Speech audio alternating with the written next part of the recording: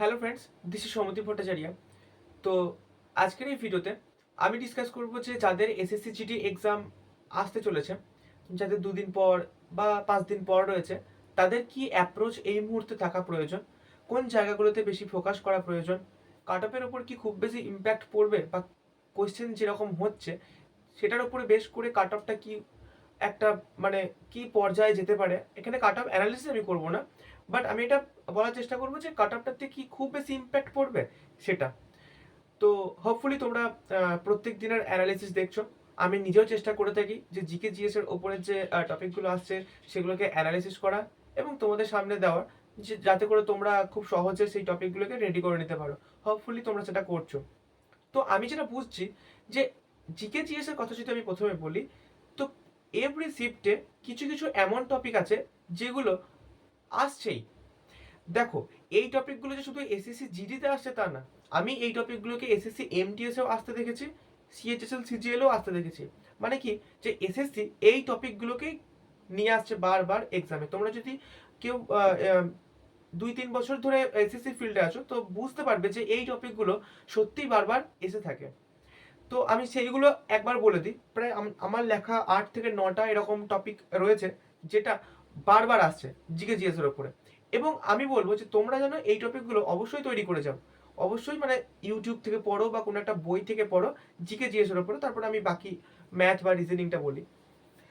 যেমন ফেস্টিভ্যাল, এই টপিকটা একদম আসছে, তো এটা যেন তোমরা ছেড়ে যেও না। এক্সামে যাওয়ার আগে এই টপিকটা করে যাবে। ফেস্টিভ্যাল, ইনস্ট্রুমেন্ট, বাদক, ঠিক আছে, বাদ্যযন্ত্র যারা বাজান তাদের নেম। আচ্ছা, 5 ইয়ার প্ল্যান প্রত্যেকটা শিফটে আসছে। যদি কেউ এমন থেকে থাকো যে এক্সাম দিয়ে এসেছো, তো যদি আমার এই টপিকগুলো থেকে তোমার শিফটে কোশ্চেন করে থাকে, তো তাহলে কিন্তু অবশ্যই কমেন্টে জানিও, তাহলে হয়তো অনেকের বিশ্বাস হতে সুবিধা হবে। তারপরে কি, স্পোর্টস পার্সন নেম, মানে কোনো একটা ব্যক্তির নাম দিয়ে স্পোর্টসের সাথে যুক্ত, দিয়ে তিনি কোন খেলার সাথে যুক্ত সেরকম জিজ্ঞেস করে নিচ্ছেন। তারপরে জনগণনা, তুমি দেখবে জনগণনা থেকে প্রত্যেকটা শিফটে কোয়েশ্চেন আসছে। মানে আমি এগুলোই ছেটে নিয়ে এসেছি যেগুলো প্রত্যেকটা শিফটে আসছে, যাতে করে তোমরা এই যে 10টা টপিক, আমি 8টা টপিক নিয়ে এসেছি।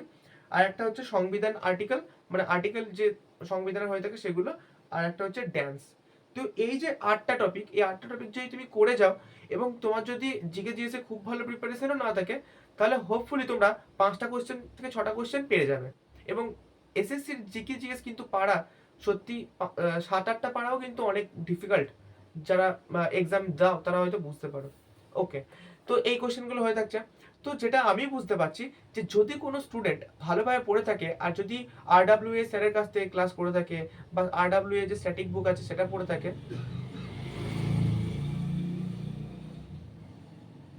তো সেই স্ট্যাটিক বুকটা যদি পড়ে থাকে, তাহলে হোপফুলি তাদের এক্সাম অনেক ভালো যাচ্ছে। কারণ নবীন শর্মা স্যার যে ক্লাসগুলো করান বা স্যারের যে নলেজ আছে প্রিভিয়াস ইয়ারকে ঘেঁটে যে ক্লাসগুলো করিয়ে থাকেন, সেগুলো যদি কেউ প্রপার নোট বানিয়ে পড়ে থাকো, তো হোপফুলি সে জিকে জিএসে ভালো স্কোর করছো।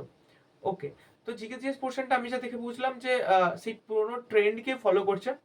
তো হোপফুলি খুব একটা টাফ লেভেলে যাচ্ছে না। আচ্ছা, ম্যাথের কথা যদি বলি, তো ম্যাথের জন্য যারা তোমাদের এক্সাম আসতে চলেছে, তোমরা কিন্তু ক্যালকুলেশনের উপরে বেশি ফোকাস করো। কিছু চ্যাপ্টার আছে যেগুলো বারবার আসছে, যেমন time and work, percentage, average, ঠিক আছে, সিম্পলিফিকেশন, এই চ্যাপ্টারগুলো, তারপরে সিম্পল ইন্টারেস্ট, এগুলো বারবার আসছে। তো হোপফুলি তোমরা এই চ্যাপ্টারগুলো তৈরি করে রেখেছো। বাট আমি বলবো তোমরা ক্যালকুলেশনের উপরে ফোকাস করো। এই যে বলে না যে কোয়েশ্চেন হার্ড হয়ে যাচ্ছে, আসলে কোয়েশ্চেনটা হার্ড হচ্ছে না, কোয়েশ্চেনের ক্যালকুলেশনটা একটুখানি টাফ করে দিচ্ছে, যাতে করে ক্যালকুলেশনটা করতে সময় লেগে যাচ্ছে এবং কোয়েশ্চেনটা এক সহজে নামছে না, সেই জন্য কোয়েশ্চেনটা টাফ লেগে যাচ্ছে। যতটা আমি অ্যানালিসিসে দেখলাম যে কোয়েশ্চেনের লেভেল ইজি টু মডারেটই থাকছে, মানে খুব বেশি হার্ডে যাচ্ছে না। হ্যাঁ, এবার 20টা কোয়েশ্চেনের মধ্যে থেকে তো এমন তো না যে সবই ইজি থাকবে বা সব মডারেট থাকবে, 2-3টে কোয়েশ্চেন হার্ড থাকবেই, সেগুলোকে ছাড়া যায়।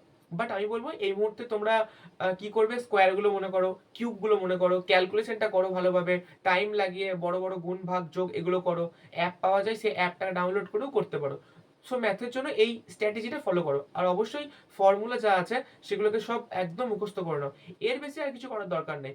জিকে জিএস এর তরফ থেকে এই টপিকগুলো করো যেগুলো আমি বললাম, আর ম্যাথের জন্য এইটা করো।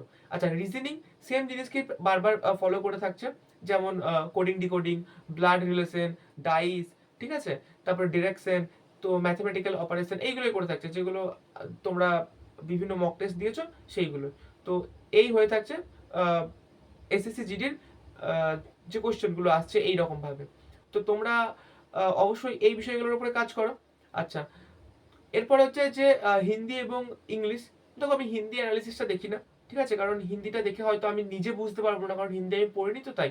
আর ইংলিশের কোশ্চেন খুব বেশি আসে না। দেখো যে কোশ্চেনগুলো যে জিকে জিএস এর পাওয়া যাচ্ছে সেগুলো কিন্তু সব মেমোরি বেস, মানে কেউ একটা এক্সাম দিয়ে আসছে এবং সেগুলো জানাচ্ছে এবং স্যারেরা সেগুলো অ্যানালিসিস করছে। তো ইংলিশের কোশ্চেন এমনভাবে মনে রাখাটা খুব টাফ হয়ে যায়। সেই জন্য ইংলিশে বুঝতেই পারছো বড় বড় লাইন ওয়াইজ থাকে, লাইন ধরে থাকে, তো সেই জন্য ইংলিশটা পাওয়া যাচ্ছে না।